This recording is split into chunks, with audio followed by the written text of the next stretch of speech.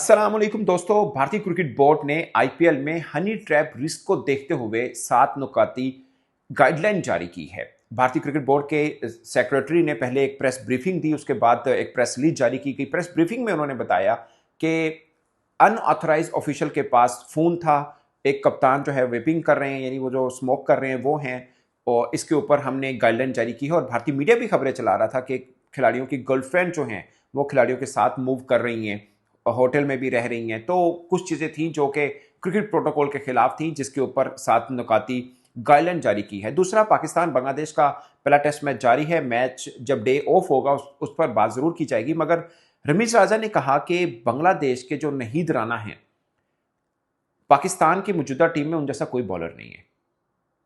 यह बड़ी खास बात है, इसके ऊपर हम बात करेंगे। मगर सबसे पहले आईपीएल में, अच्छा एक और मैं भारतीय मीडिया का पढ़ रहा था कि 2028 से जो आईपीएल का सीजन शुरू होगा उसमें 98 मैचेस होंगे। हम अभी से, मुझे याद है वसीम अकरम ने जब प्रमोशन चल रही थी पाकिस्तान सुपर लीग की, उस वक्त ये कहा था कि नाम नहीं लिया आईपीएल का, मगर ये कहा कि दुनिया में ऐसी लीग भी होती है कि बच्चा जवान होता है, लीग नहीं खत्म होती।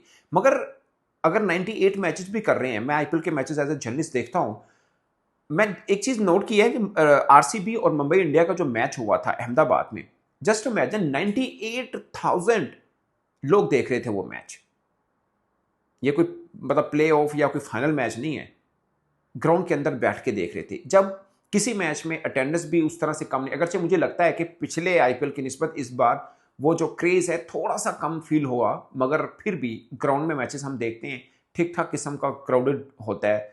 मतलब मुख्तलिफ वेन्यूज के ऊपर मैचेस हो रहे हैं और हर जगह के ऊपर लोग आके देख रहे हैं, आबादी बहुत ज्यादा है। सो ये जो 98 मैचेस करेंगे, इसका मतलब यही है कि उनके पास एडवर्टाइजर्स हैं इस टाइप के उनको भी, उनके लिए भी ज़्यादा बन पाएगा कि इतने मैचेस और बढ़ जाएंगे। जाहिर है वो चीज़ें फ्रेंचाइज ऑनर को इस चीज़ का बहुत फ़ायदा होगा अगर ये कामयाब होता है और अगर वाकई ये बात सच है। दूसरा, सूर्य कुमार यादव जो कि भारतीय विनिंग कप्तान हैं, उनकी जगह पे श्रेयस अय्यर को कप्तान बनाए जाने का इम्कान है। ये भी भारतीय मीडिया रिपोर्ट कर रहा है, क्योंकि अय्यर मिड ऑर्डर में अच्छे बल्लेबाजी कर रहे हैं। अगरचे सूर्य कुमार यादव एशिया कप भी जीते, बतौर कप्तान वर्ल्ड कप भी जीते, मगर उनकी अपनी फॉर्म कुछ ज़्यादा शानदार नहीं थी और उनकी पूरी टीम के अंदर, पूरी लड़ी में देखें तो एक ही चीज़ कमज़ोर थी, वो खुद उनके कप्तान थे। तो हो सकता है श्रेयस अय्यर को कप्तान भी बनाया जाए। मगर सबसे पहले 7 नकाती जो एजेंडा, जो गाइडलाइन जारी की है भारतीय बोर्ड ने आईपीएल के ऊपर, उसके ऊपर बात करते हैं।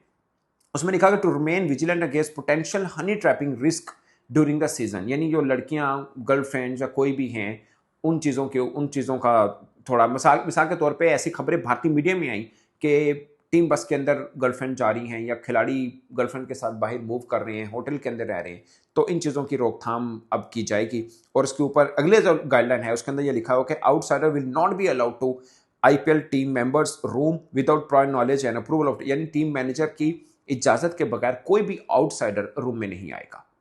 कोई भी आउटसाइडर रूम में नहीं आएगा। इसमें कोई भी का मतलब गर्लफ्रेंड्स, ऑफ कोर्स आप इसको ले सकते हैं। और ये भी है कि कोई भी खिलाड़ी या ऑफिशियल, खिलाड़ी और ऑफिशियल दोनों, जो टीम होटल है वो नहीं छोड़ सकता without clearance from security liaison officer और टीम इंटेग्रिटी ऑफिसर। वो जो मैच फिक्सिंग के ऊपर नज़र रखने के ऑफिशियल्स होते हैं एक्चुअली में, उनकी इजाज़त के बगैर कोई भी ऑफिशियल या खिलाड़ी टीम होटल नहीं छोड़ेगा।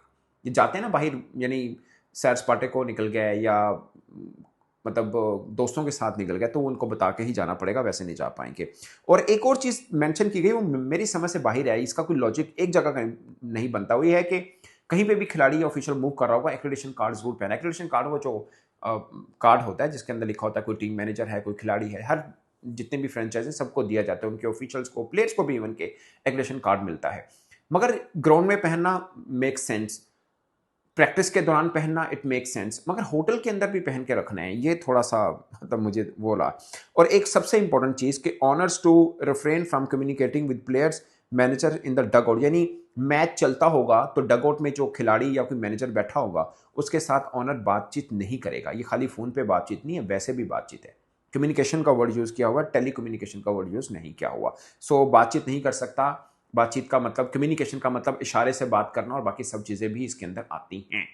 तो ऑनर बात नहीं कर पाएगा। ये बहुत इंपॉर्टेंट चीज़ है, क्योंकि मतलब कोई भी इसको समझ सकता है कि फिशी हो सकता है। लोग समझते हैं ना कि ऑनर्स की तरफ से या बाहर की तरफ से कोई पैगाम आ रहा है या कोई ऐसी चीज़ है। ज़ाहिर है उन सब चीज़ों को रोकथाम के लिए बेसिकली ये गाइडलाइन जारी की है। और मुझे ये लगता है कि बज़ाहिर अब तो आईपीएल ख़त्म हो रहा है, बट आगे जो बायलैटरल सीरीज़ भी होनी है, बाकी सब चीज़ें हैं, उसके ऊपर भी ये रूल इम्प्लीमेंटेशन होगा। ज़ाहिर है उसमें ऑनर्स वाला मैटर नहीं होगा, बट खिलाड़ियों के ऊपर ज़रूर हो जाएगा कि वो अपनी गर्लफ्रेंड्स के साथ और आना जाना या होटल में रहना, ये सब चीज़ें नहीं हो पाएंगी। ये चीज़ इस चीज़ की निशानदही कर रही है कि ये बायलैटरल सीरीज या आगे इवेंट के अंदर भी शायद इसको लागू किया जा सके।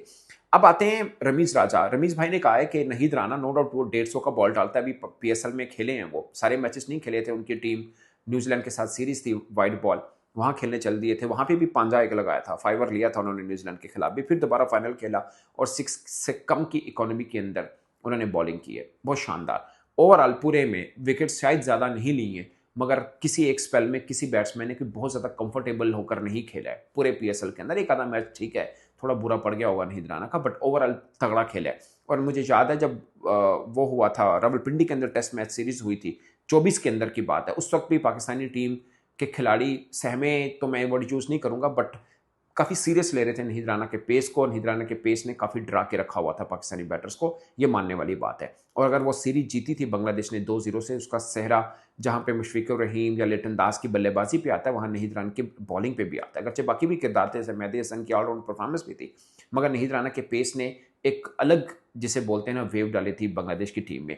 और आप सोचिए बांग्लादेश के साथ, आई डोंट नो ये अब आज पहला रोज़ है, पाकिस्तान ये मैच जीतता है या बांग्लादेश जीतता है, टाइम बताएगा, बट बांग्लादेश के कप्तान की आप सोच देखिए या उनकी अपनी जो टीम मैनेजमेंट है उनकी पॉजिटिविटी चेक करें।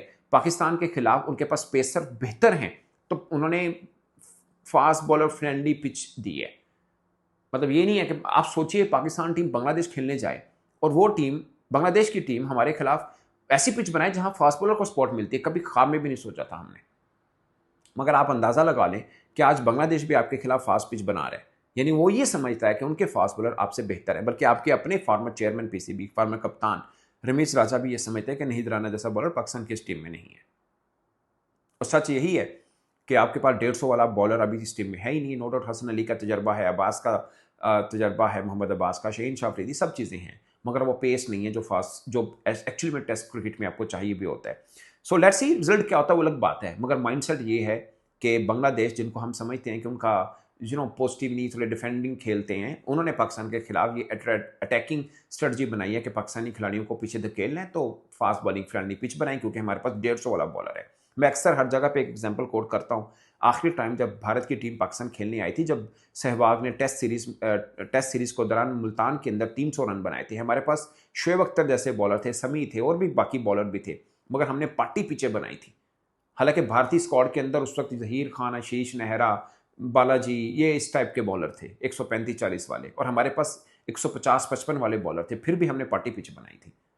सो बाज़ औक़ात आपको डेयरिंग होना पड़ता है। अब शांतो बहुत ज़्यादा रन नहीं कर रहे थे पाकिस्तान के खिलाफ, ओवरऑल रिकॉर्ड उठा के देख लें इस मैच से पहले, उनके बल्ले से कि बहुत ज़्यादा रन नहीं आ रहे, वो भी बैट्समैन ही कप्तान है, मगर उन्होंने स्ट्रेटजी बनाई है कि नहीं, टीम को जिताना है तो वो करना है जिससे टीम को फ़ायदा हो। तो टीम को, बांग्लादेश को फ़ायदा यही हो रहा है कि 150 वाला बॉलर है, तो पाकिस्तान टीम को ज़रा बैकफुट पे करे और फास्ट फ्रेंडली पिचेस बनाए, जो कि उन्होंने बनाई। लेट्स सी रिजल्ट क्या होता है। पाकिस्तान के टीम भी बुरी नहीं है ऑफ कोर्स, बट ऐसे ही अब बांग्लादेश से भी डर लगने लग पड़ा है, क्योंकि उन्होंने हमें हमारे घर में आकर क्लीन स्वीप शिकस्त दी थी, अगरचे हम कभी भी बांग्लादेश के अंदर जाके हारे नहीं हुए। लेट्स सी क्या होता है। इस पर आप अपनी राय दोस्तों कमेंट के सूरत में ज़रूर बताइएगा। मेरी तरफ से इतना ही, इजाज़त दीजिए, अल्लाह ने।